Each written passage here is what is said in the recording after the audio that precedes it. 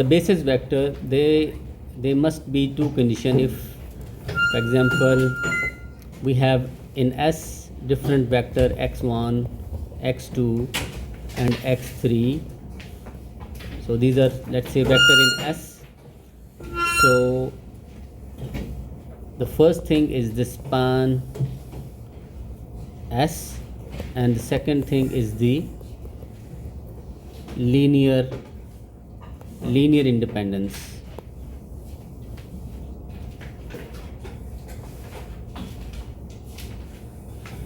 So these two conditions must be satisfied for a vector to be basis, to be a basis vector. These two conditions must be satisfied: span S and linear independence. So what is the meaning of it? So if you have been given x1, x2 and x3, so span mean c1, x1, so the first one, the first condition, I'm talking about the first, which is span, c1 x1 plus c2 x2 plus c3 x3 equal to any vector, let's say we can call as let's say x or something. Okay, so here is the condition for span of the vector. So here x is basically considering any arbitrary values a, b, c, and x1, x2 and x3, these are the vector known vectors.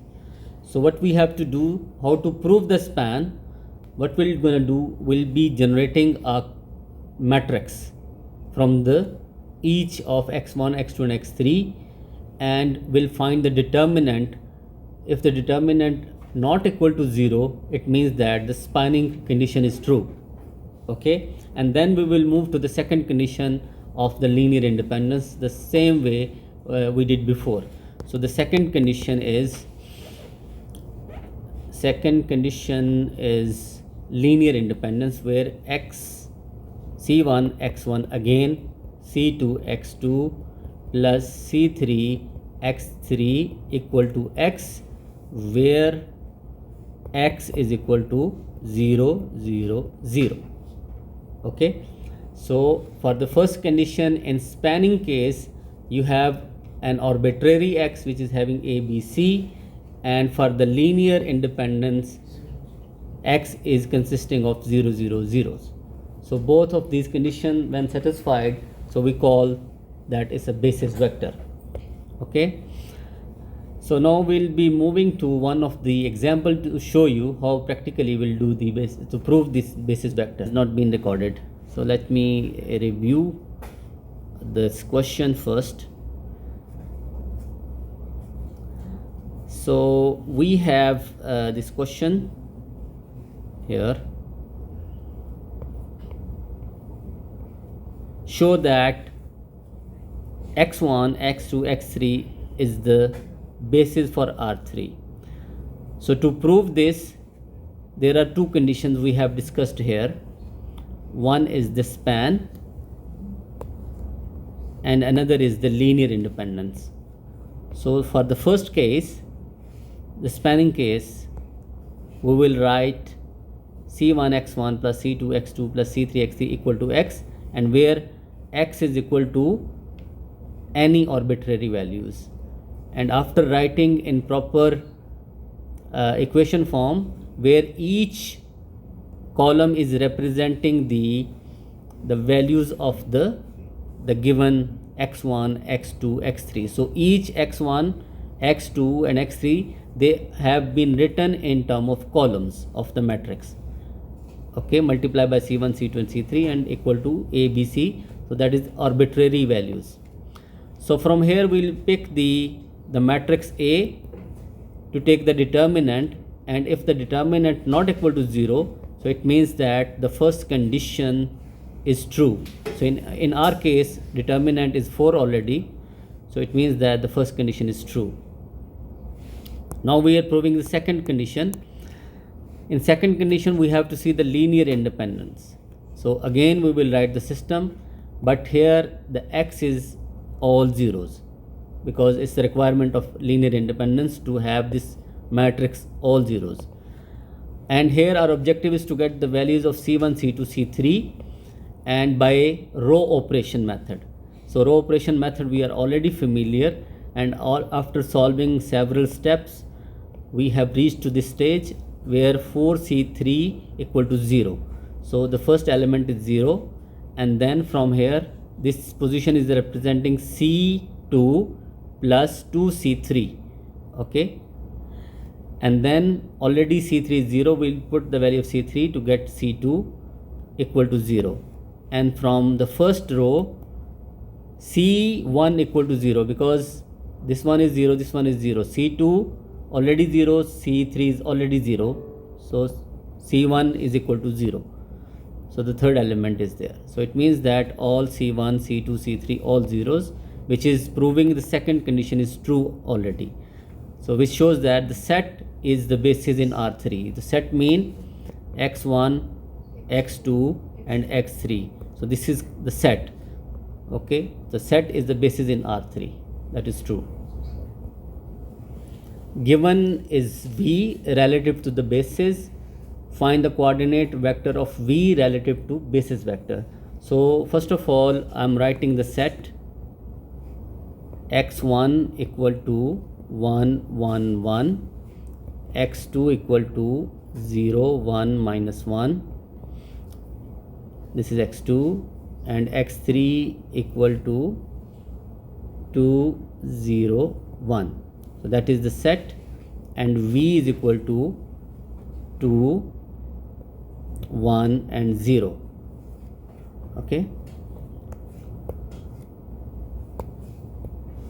so find the coordinate of V relative to S. So the meaning is that C1 x1 plus C2 x2 plus C3 x3 equal to V. Okay, so whatever the V is. So the meaning is that again we will write the column matrix from the given x1, x2 and x3. So each x1 will be written by column.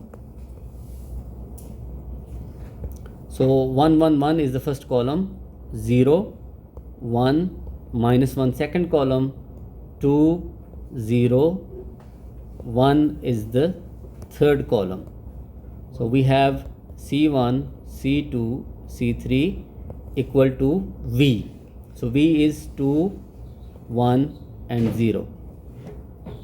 Okay, so here again we have to find the augmented matrix, which is equal to 1, 0, 2, 2, 1, 1, 0, 1, 1, minus 1, 1, 0.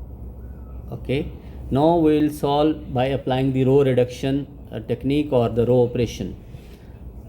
So leading element is 1 and first row will remain the same. So we'll find the reverse of both. In row 1 and row 2 and row 3, the reverse are minus 1. So minus 1 will be multiplied to each element of row 1 and then will be added to row 2 and 3 one by one. So minus 1 plus 1 0, minus 0 plus 1 is 1, minus 2 and plus 0 is minus 2, minus 2 and plus 1 is minus 1, minus 1 plus 1 is again 0, minus 1, minus 2 and plus 1 is minus 1, and minus 2 plus 0 is minus 2. So that is the first operation we have performed. And how it is performed? R1 minus R2 and R1 minus R3. Since this in the second row the leading element is already 1, so there is no need to change the second row, so it will remain the same, 1 minus 2 minus 1, and we just need to change the row 3. So by just adding row 2 with row 3, 0, minus 3 and minus 3. We have just added row 2 with row 3.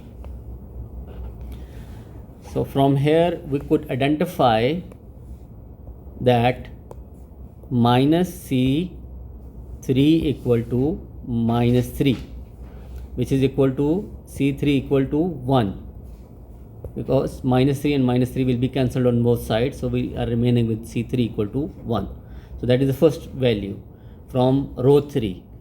And now we'll be selecting row 2, and in row 2 we have the C2 minus 2C3 equal to minus 1.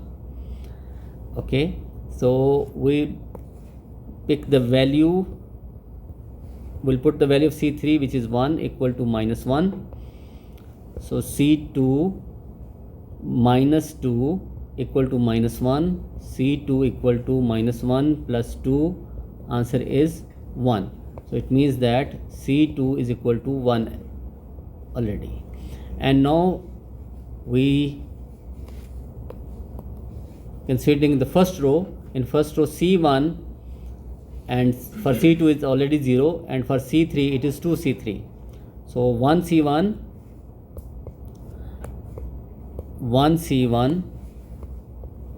and 2C3 equal to 2.